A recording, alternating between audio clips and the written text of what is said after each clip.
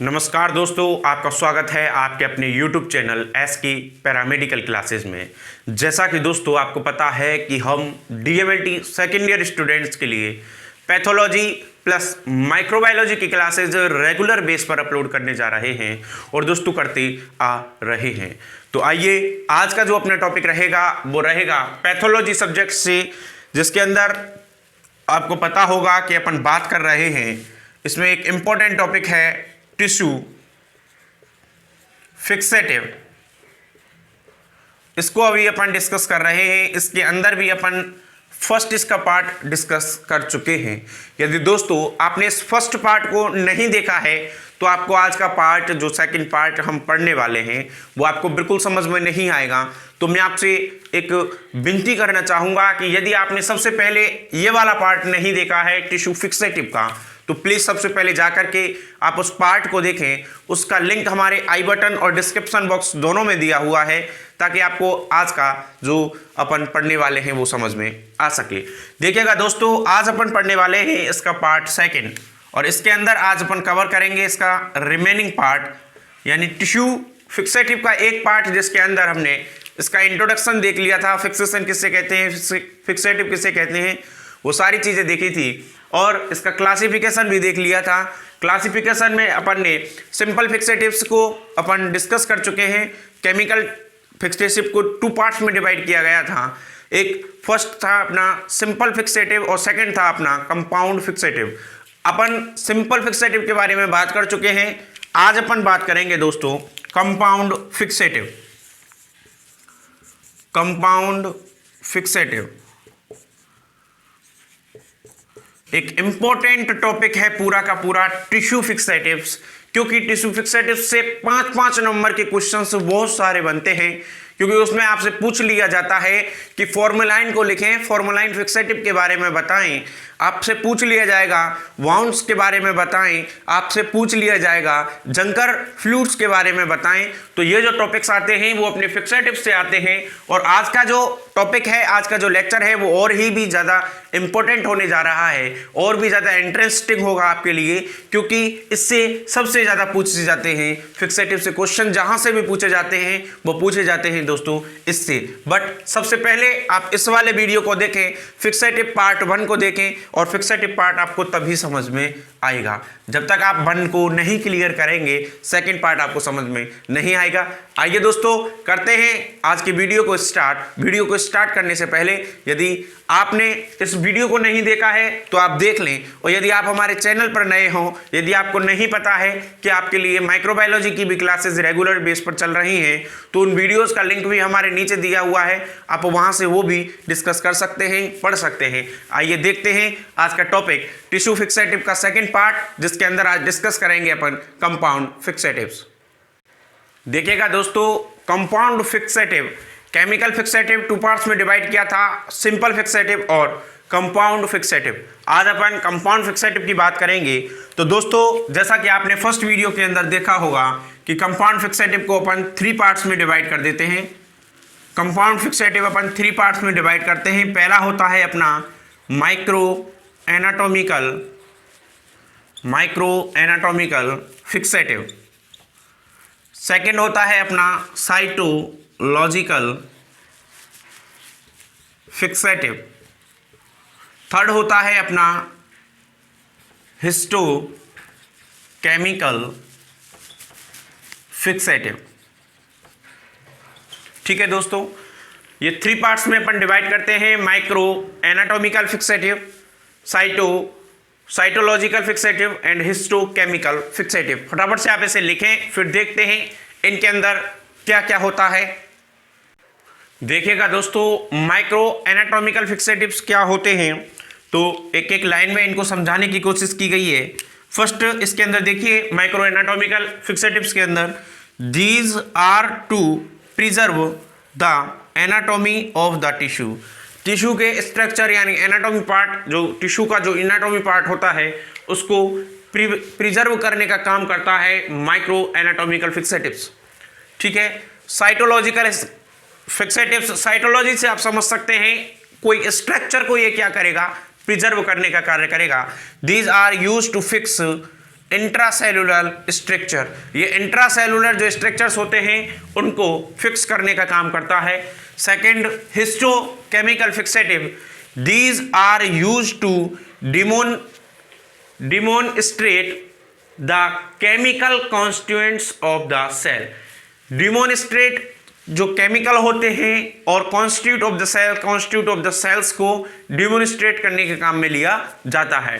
देखिए दोस्तों, आप इसका स्क्रीनशॉट लें और फिर नेक्स्ट अपन बात करेंगे माइक्रो एनाटॉमिकल फिक्सेटिव्स कौन कौन से होते हैं, वो सारी चीजें अपन डिस्कस करेंगे।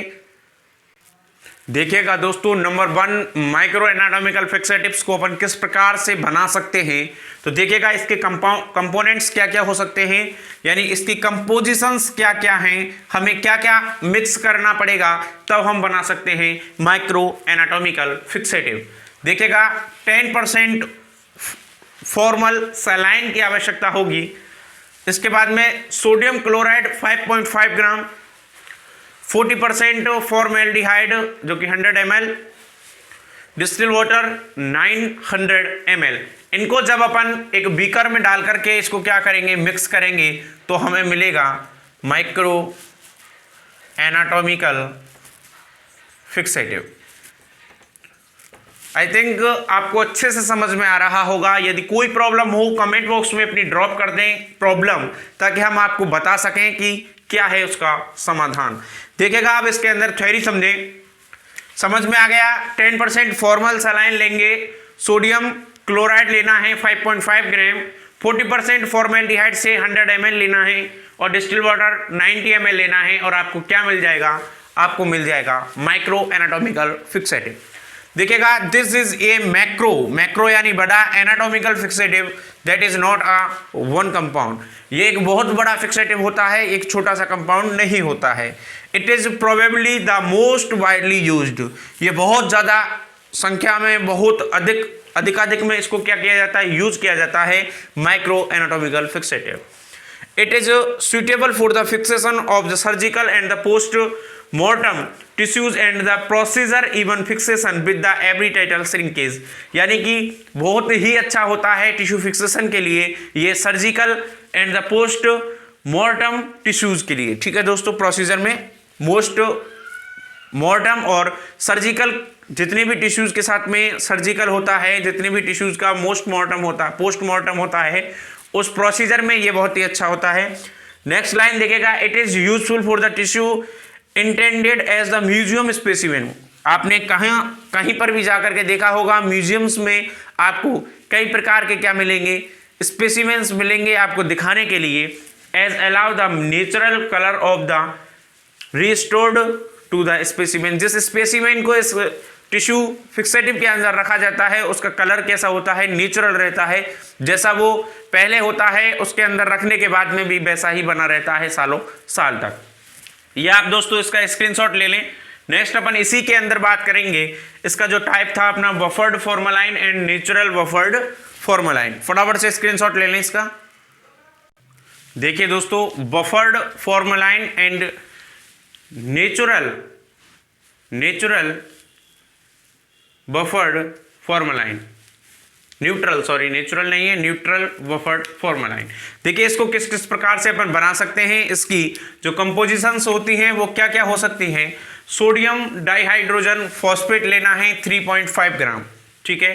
डाइसोडियम हाइड्रोजन फॉस्फेट लेना है 6.5 ग्राम और 40% फॉर्मल एल्डिहाइड लेना है 100 ml और डिस्टिल वाटर लेना है 90 ml, और आपको क्या मिलेगा, बफर्ड फॉर्मलाइन मिलेगा या फिर न्यूट्रल बफर्ड फॉर्मलाइन आपको मिल जाएगा। देखिएगा this is A micro anatomical fixative. ये क्या है, एक माइक्रो एनाटॉमिकल फिक्सेटिव है with is specially suitable for the prolonged fixation. ये प्रोलॉन्ग्ड फिक्सेशन जो करते हैं उसके लिए बहुत ही सुटेबल होता है।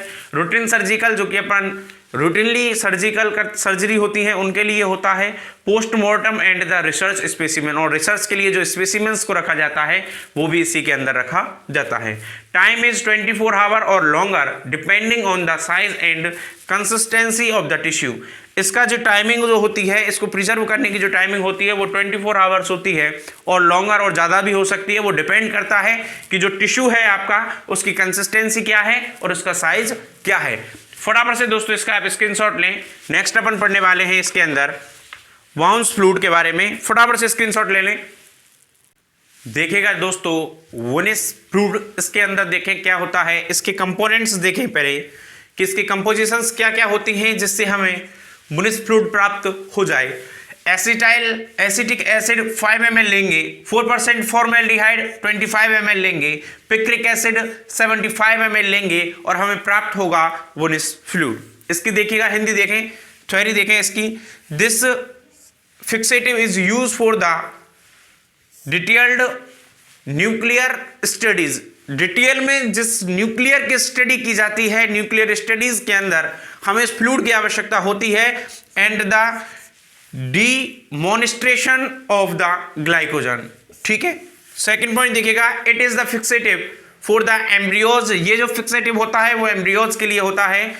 फिक्सेशन ऑफ स्मॉल पीसेज, छोटे छोटे पीसेज ऑफ टिश्यू के छोटे छोटे पीसेज के लिए complete in the 12 to 24 hour and these tissue should be transferred directly to alcohol without washing in water।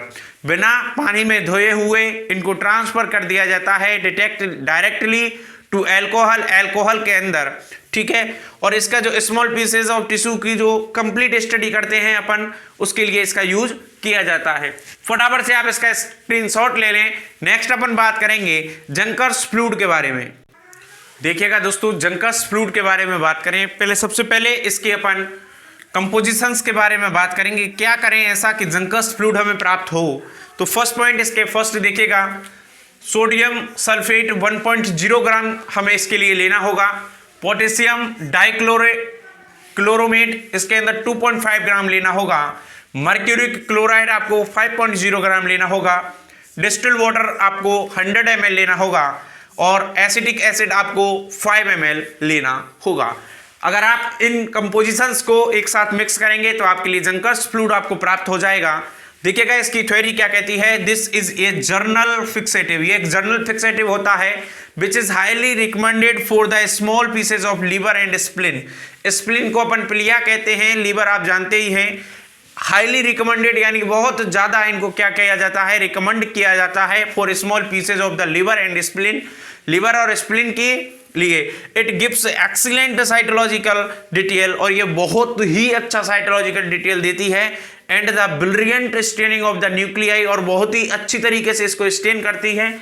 And connective tissue fibrous with the acid एलाइनिडेज। ठीक है दोस्तों, मैं आशा करता हूं आपको अच्छे से समझ में आ रहा होगा।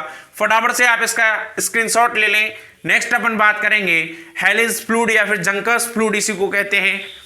फटाफट से आप इसका स्क्रीनशॉट लें। नेक्स्ट हेडिंग देखिएगा दोस्तों, हेलिज फ्लूइड के अंदर इसकी जो कंपोजिशंस होंगी वो क्या क्या होंगी। आपने जंकर फॉर्मलाइन भी इसे अपन कहते हैं। सोडियम सल्फेट 1.0 ग्राम, पोटेशियम डाइक्लोमेट 2.5 ग्राम, मर्क्यूरिक क्लोराइड 5.0 ग्राम, डिस्टिल्ड वाटर 100 ml और 50% फॉर्मेल्डिहाइड में से आपको लेना है 5 ml। ठीक है, नेक्स्ट देखिएगा इसकी जो थ्योरी है वो क्या कहती है। Helly's fluid is the widely use both as the micro anatomical and the cytological fixative. ये बहुत ही बड़ी संख्या पर यूज किया जाता है माइक्रो एनाटॉमिकल फिक्सेटिव के रूप में और साइटोलॉजिकल फिक्सेटिव के यूज में। It is recommended for the fixation, इसे रिकमेंड किया जाता है, इसकी सलाह दी जाती है फिक्सेशन के लिए of the pituitary tissue, pituitary के जो टिश्यू होते हैं, पिट्यूटरी ग्लैंड के जो टिश्यू होते हैं, एंड बोन मैरो फिक्सेशन, और बोन मैरो के फिक्सेशन के लिए। ये है अपना हेलिज फ्लूइड, इसके अंदर हमने ये देखा। नेक्स्ट पॉइंट आप डालेंगे, नेक्स्ट हेडिंग डालेंगे साइटोलॉजिकल फिक्सेटिव्स, जिसके अंदर न्यूक्लियाई और साइटोप्लाज्म को डिवाइड किया गया था। फटाफट से इसका स्क्रीनशॉट लें। नेक्स्ट हेडिंग लगाएं साइटोलॉजिकल फिक्सेटिव। देखिएगा दोस्तों, साइटोलॉजिकल फिक्सेटिव्स को अपने 2 टाइप्स में डिवाइड किया गया था, न्यूक्लियर फिक्सेटिव और साइटोप्लाज्मिक फिक्सेटिव।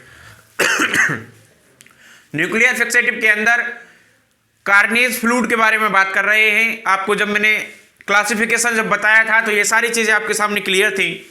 यदि आपने वो वीडियो नहीं देखा है तो मैं शुरुआत में भी बोल चुका था कि उसका लिंक हमारे आई बटन और डिस्क्रिप्शन दोनों में दिया हुआ है, आप वहां से उसे देखें ताकि आपको ये वर्ड फैमिलियर हो जाए।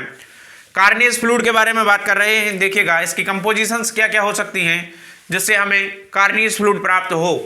ग्लेशियल एसिटिक एसिड 10.0 ml चाहिए, एसिड क्लोरोफॉर्म हमें चाहिए 30.0 ml और एब्सोल्यूट अल्कोहल चाहिए हमें 60.0 ml। देखिएगा इसकी थ्योरी क्या कहती है, दिस न्यूक्लियर फिक्सेटिव, ये क्या है, न्यूक्लियर फिक्सेटिव है, is the widely use for fix chromosome and lymph node and urgent biopsy. Urgent biopsy के लिए लिम्फ नोड्स के लिए और फिक्स करने के लिए किसको, क्रोमोसोम्स को फिक्स करने के लिए इसका बहुत ही बड़े स्तर पर यूज में लिया जाता है। It is the rapid in the action, ये रैपिड होता है, ये तेजी से एक्शन में होता है, एंड ऑल्सो डिहाइड्रेट, और ये डिहाइड्रेट्स करता है, thereby the allowing for the urgent diagnosis to be made. जब हमें बहुत ही अर्जेंट डायग्नोसिस करना होता है तो हम कार्नियस फ्लूइड का प्रयोग करते हैं। फटाफट से स्क्रीनशॉट लें। नेक्स्ट इसी के अंदर साइटोलॉजिकल फ्लूइड के अंदर अपन बात करेंगे साइटोप्लाज्मिक फ्लूइड, साइटोप्लाज्मिक फिक्सेटिव।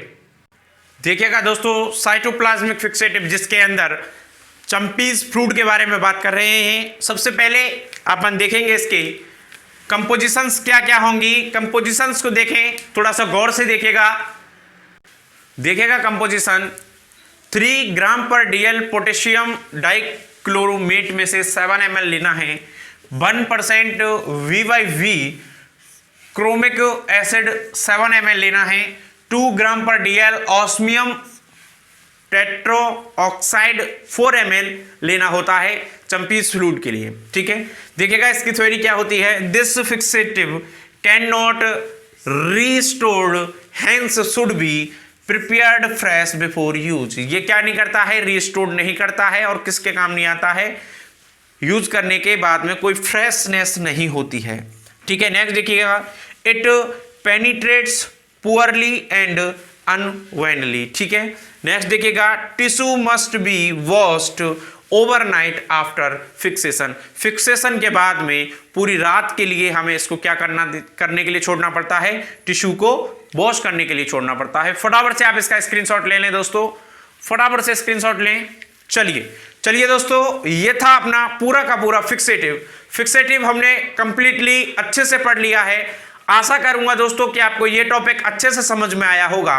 पहले भी कहा था, अब भी कह रहा हूं, यदि आपने फिक्सेटिव पार्ट 1 नहीं देखा है, टिश्यू फिक्सेटिव का पार्ट 1 नहीं देखा है, तो आपको इस पार्ट को समझने में थोड़ी सी प्रॉब्लम हुई होगी, बट कोई टेंशन नहीं है। आपके लिए मैंने वो पार्ट 1 का जो लिंक है वो डिस्क्रिप्शन और आई बटन दोनों में दिया हुआ है, आप वहां से उसे देख सकते हैं। थैंक यू सो मच दोस्तों। आपसे एक और अपील, यदि आप हमारे यूट्यूब चैनल पर नए हों तो प्लीज इसे सब्सक्राइब कर लें, बेल आइकन को प्रेस करके ऑल के बटन पर क्लिक कर दें ताकि अगले वीडियो का नोटिफिकेशन सबसे पहले आप तक पहुंच सके। और हम दोस्तों अगला जो नेक्स्ट टॉपिक आएगा वो भी एक ऐसा टॉपिक पढ़ेंगे जो इंपॉर्टेंट होगा, जो आपके लिए अच्छा होगा, एग्जाम की दृष्टि से अच्छा होगा और हर बार पूछा जाता हो। ऐसे ही टॉपिक को पर नेक्स्ट स्टार्ट करेंगे पैथोलॉजी सब्जेक्ट से। माइक्रोबायोलॉजी सब्जेक्ट आपको पता ही है, रेगुलर बेस पर चल रही है, पर डे एक क्लास डालने का जो संकल्प था वो हम कोशिश कर रहे हैं कि अपन डालते रहें। थोड़ा सा बीच में काम होने की वजह से आपके लिए एक दिन मिस हुआ था, बट कोई टेंशन नहीं, अपन रेगुलर काम करते रहेंगे। चलिए दोस्तों, आज के लिए इतना ही, फिर मिलते हैं अपने नेक्स्ट वीडियो में। और यदि दोस्तों अभी तक आपने हमारे इस वीडियो को लाइक नहीं किया है तो प्लीज इसे लाइक करें, और शेयर नहीं किया है अपने दोस्तों में तो प्लीज इसे शेयर भी कर दें ताकि आपके और भी ताकि आपके और भी सहपाठी हमसे जुड़ सकें और वो भी अपनी तैयारी अच्छे से कर सकें। थैंक यू सो मच दोस्तों।